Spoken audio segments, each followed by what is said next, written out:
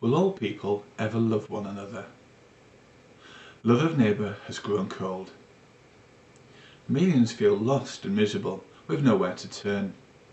A retired businesswoman observed, "One evening a widow who lives on my floor knocked on my door and said she was lonely.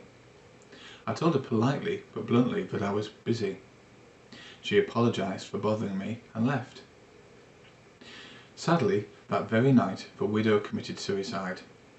Afterward, the businesswoman said that she had learned a hard lesson. Lack of neighbour loved is often tragic. During ethnic conflicts in Bosnia and Herzegovina, formerly part of Yugoslavia, over 1 million were forced from their homes and tens of thousands were killed. By whom? Our neighbours, lamented a girl who had been driven from her village. We knew them.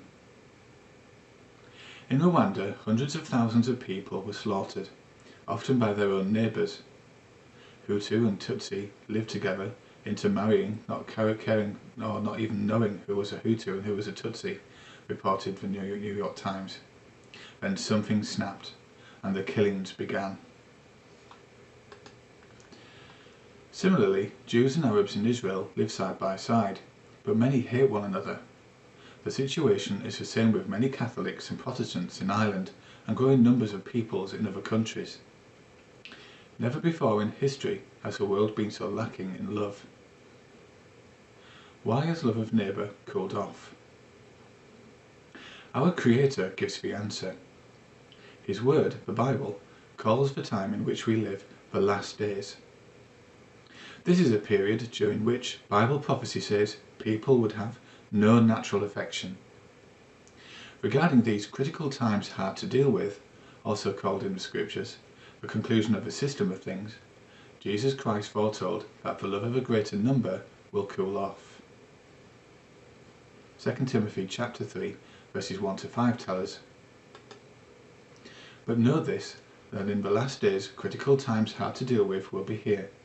For men will be lovers of themselves, lovers of money, self-assuming, haughty, blasphemers, disobedient to parents, unthankful, disloyal, having no natural affection, not open to any agreement, slanderers, without self-control, fierce, without love of goodness, betrayers, headstrong, puffed up with pride, lovers of pleasures rather than lovers of God, having a form of godly devotion, but proving false to its power, and from these turn away."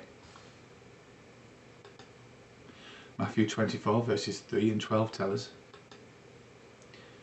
"While he was sitting upon the Mount of Olives, the disciples approached him privately, saying, 'Tell us, when will these things be, and what will be the sign of your presence, and of the conclusion of a system of things?'"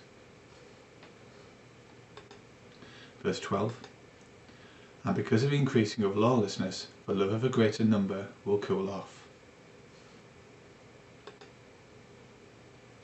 Today's lack of love, therefore, is part of the evidence that we are living in the last days of this world. Happily, it also means that the world of ungodly people will soon be replaced by a righteous new world ruled by love.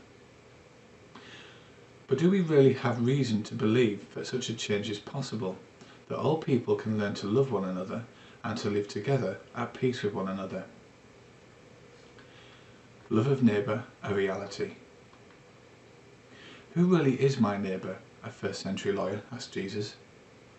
No doubt he expected Jesus to say, "Your fellow Jews."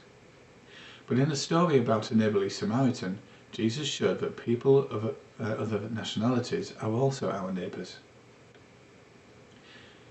Jesus emphasised that next to love of God, love of neighbour should govern our lives.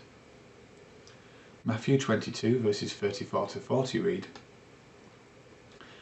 "After the Pharisees heard that he had put the Sadducees to silence, they came together in one group. And one of them, versed in the law, asked, testing him, 'Teacher, which is the greatest commandment in the law?' He said to him, 'You must love Jehovah your God with your whole heart, with your whole soul, and with your whole mind. This is the greatest and first commandment. The second, like it, is this: you must love your neighbour as yourself. On these two commandments the whole law hangs, and the prophets."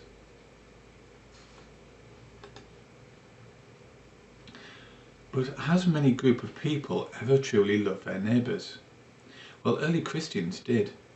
They were noted for their love that they had for others.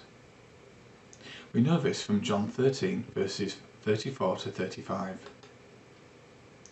I am giving you a new commandment, that you love one another, just as I have loved you, that you also love one another. By this all will know that you are my disciples, if you have love among yourselves. What about today?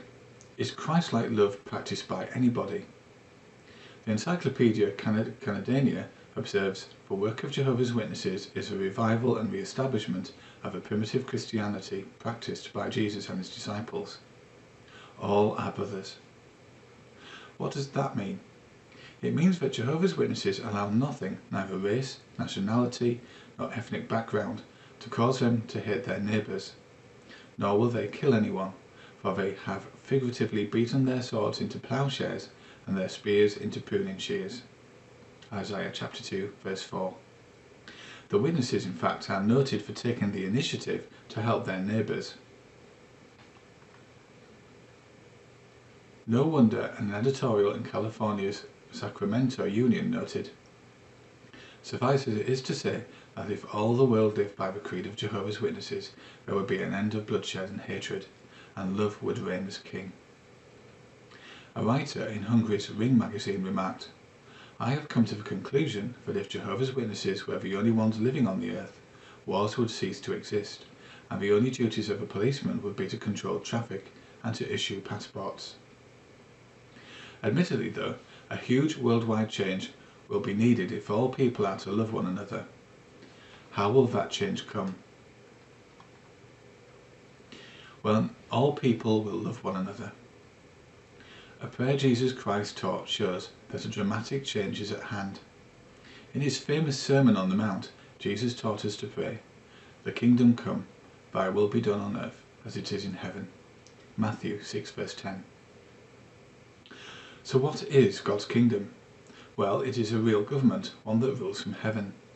That is why it is called the kingdom of the heavens.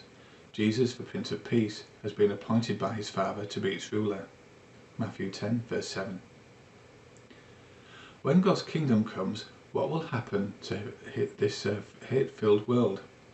The kingdom will crush and put an end to all the corrupt governments of this world. Daniel chapter 2 verse 44 will tell us, and in the days of those kings the God of heaven will set up a kingdom that will never be brought to ruin, and the kingdom itself will not be passed on to any other people. It will crush and put an end to all these kingdoms, and it itself will stand to times indefinite. The Bible explains the world is passing away, but he that does the will of God remains forever. 1 John chapter 2 verse 17. Concerning God's new world, the Bible says, the righteous themselves will possess the earth, and they will reside forever upon it. Psalm 37 verses 9 to 11 and verse 29. What a glorious time that will be. Death will be no more, neither will mourning nor outcry nor pain be any more. Revelation 21 verse 4. Even dead ones will live again, and the entire earth will be transformed into a literal paradise.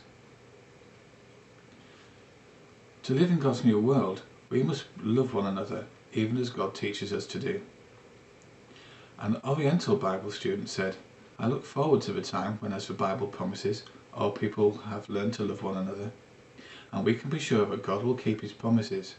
I have spoken it, he says, I shall also do it. Isaiah 46 verse 11. But to enjoy the blessings under God's kingdom, you must take in Bible knowledge, as millions of honest-hearted people worldwide are doing. John chapter 17 verse 3 tells us, this means everlasting life. They are taking in knowledge of you, the only true God, and of the one whom you sent forth, Jesus Christ. If you would like a free home Bible study, or would like to find out more information, please navigate your browser to jw.org and follow the links online. Thank you for listening.